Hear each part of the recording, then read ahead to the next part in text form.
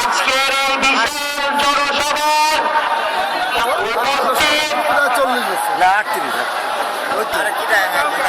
মঞ্চে উপস্থিত আজকের সভার সম্মানিত সভাপতি উপস্থিত ভাঙ্গা সদরপুর চর পদ্মসন থেকে আগত বিভিন্ন মুরব্বীরা, ভাইরা, বোন, মারা, চাচিরা, বন্ধুরা, আসসালামু আলাইকুম।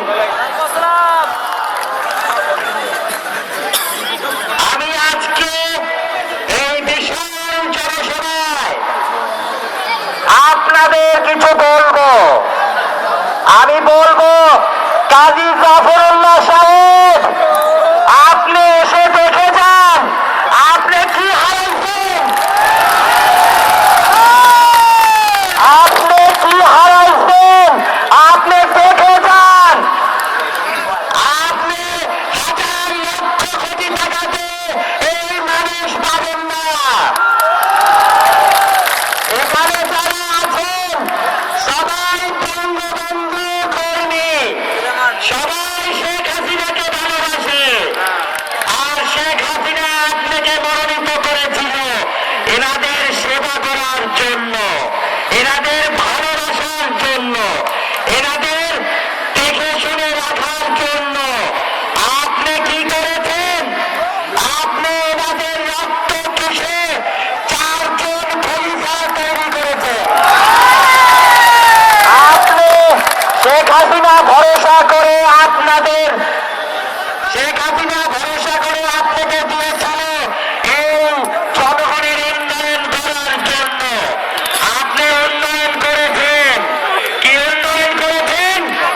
আপনার ভাই সাদমান কাজী গাড়িতে যাচ্ছে, আজকে 30 লক্ষ টাকা দামের গাড়িতে চলে।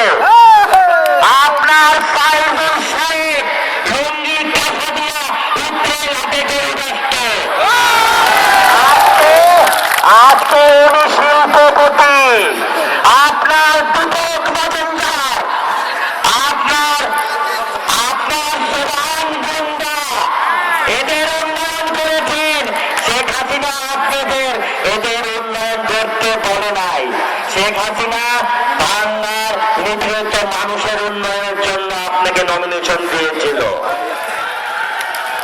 আজকে এই বাংলার পার্শ্ববর্তী থানা শিবচর, তার পাশে নগরকান্দা, ফরিদপুর, আমি মনে করি এই 3 থানা থেকে ভাঙ্গা থানাকে এই কাজী পরিবার 30 বছর পিছায় দিতে। আজকে দেখেন নিক্সন চৌধুরী এই থানার মানুষের জন্য এখনো কিছু করে নাই। না রাস্তা করছে, না ঘাট করছে, না মসজিদ করছে, না মন্দির করছে। তাহলে কেন লক্ষ লক্ষ মানুষ? কারণ কাজী সাহেব আপনাকে এই এলাকার মানুষ ঘৃণা করে।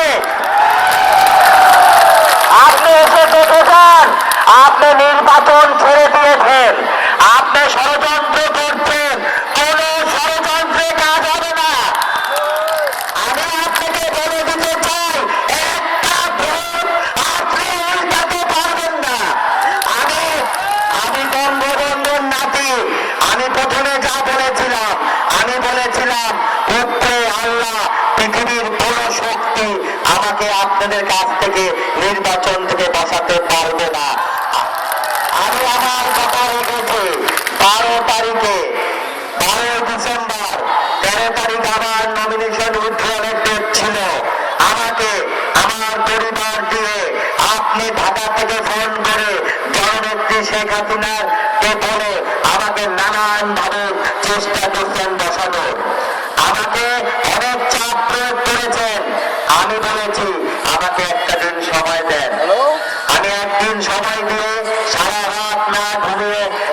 চিন্তা করে দেখেছি যে যারা আমার সাথে নির্বাচনে নামছেন, যারা আমাকে নামাইছেন, আমি যদি আমার ফুফু শেখ হাসিনার কোলে বসে যাই, তাহলে আমি যদি তার কোলে চলে যাই, তাহলে এই আমার ভাই ব্রাদাররা ওনারা সবাই মারধর হারাবেন। কারণ কাজী সাহেব প্রতিহিংসার রাজনীতি করেন। আমি ওনাকে বলেছি, আমি সবাইকে বলেছি, পারবো না। যদি আমি একটা পরিবার হারাই, আমি 5 লক্ষ পরিবার পাবো। আমি এই বাংলার মানুষকে এই কাজী পরিবার থেকে মুক্ত করতে চাই। আমাকে কেউ কামাতে পারবে না, কারণ এরা বঙ্গবন্ধুকে ভালোবাসে। এই এলাকার মানুষ বঙ্গবন্ধুর ভণ্ড ভক্ত। আপনি জননেত্রী শেখ হাসিনাকে নিয়ে আসছেন, নিয়ে এসে বাংলার চৌরাস্তায় আপনি পূজা মঞ্চ বসাইয়া বক্তব্য দেওয়াইছেন, খুব ভালো কথা দেওয়াইছেন। কাজী সাহেব জননেত্রী শেখ হাসিনাকে গাড়িতে নিয়ে আসছেন, বাংলায় মিটিং করাইছেন, সদরপুরে মিটিং করাইছেন, তবে আপনার বাড়িতে একবেলা খাওয়ান নাই কেন? আপনি আমার ফুফুকে না খাওয়াইছিলেন কেন? কারণ আপনি যদি গাড়িতে করে মানিগ্রাম থেকে কাউলিপাড়ায় যাইতেন, তাহলে শেখ হাসিনার চোখ খোলা যেত। কারণ মানিগ্রাম থেকে কাউলিপাড়া যাইতে আমার 38 বছর বয়স, আমারই কোমর ভাঙা যায়, তাহলে শেখ হাসিনার কি হইতো? আপনি আর কত ধোকা দেবেন, আর কত ধোকা দেবেন? কাজী সাহেব, আমি আপনাকে দেখেছি, আপনার সাথে কথা বলেছি, আর এই জনগণ আপনাকে দেখেছে। আপনি মনে করেন উপরে আল্লাহ, তারপর শেখ হাসিনা, তারপর আপনি, নিচে আর কেউ নাই। আমাদের ভাঙ্গা সদরপুর চর বদসনবাসী এবার দেখাবে নিচেও মানুষ আছে। এই ঐতিহ্য, এই ভাঙ্গা শিক্ষা, সংস্কৃতি, রাজনীতি ঐতিহ্য অবস্থান রয়েছে, যার ঐতিহ্য ভাঙ্গা মন্তেজ কোর্ট, রায়বাড়ি, ভাঙ্গা হাই স্কুল। এই হাই স্কুল প্রায় 150 বছরের পুরাতন। এখানে অনেক জীবন গুণীজন রয়েছেন, যারা ইতিহাসের পাতায় স্মরণীয়। এই কীর্তিমান গুণীজনের কালের গহ্বরে হারিয়ে যায় নাই এই শিক্ষা প্রতিষ্ঠান। কিন্তু বিলুপ্ত পথে শিক্ষার মান বাধাগ্রস্ত, অগ্রগতির ধারা এত ঘন জনবসতি এলাকা হওয়া